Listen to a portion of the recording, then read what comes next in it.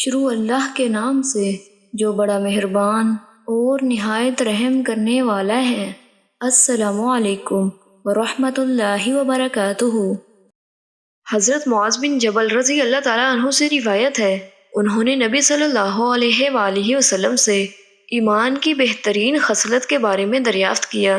آپ صلی اللہ علیہ وآلہ وسلم نے فرمایا، تم اللہ کے لیے محبت کرو، اللہ کے لیے بغض رکھو اور اپنی زبان کو اللہ کے ذکر میں مصروف رکھو۔ انہوں نے عرض کیا، اللہ کے رسول، اس کے بعد کیا کروں؟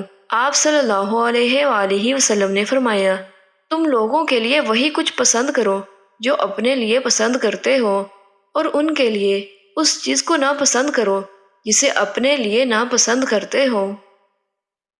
حضرت مقداد رضی اللہ تعالیٰ عنہ سے روایت ہے کہ انہوں نے رسول اللہ صلی اللہ علیہ وآلہ وسلم کو فرماتے ہوئے سنا، اللہ روئے زمین کے ہر شہر و بستی کے ہر گھر میں کلمہ اسلام داخل فرما دے گا، خواہ اسے کوئی عزت کے ساتھ قبول کر لے یا ذلت کے ساتھ زندہ رہے۔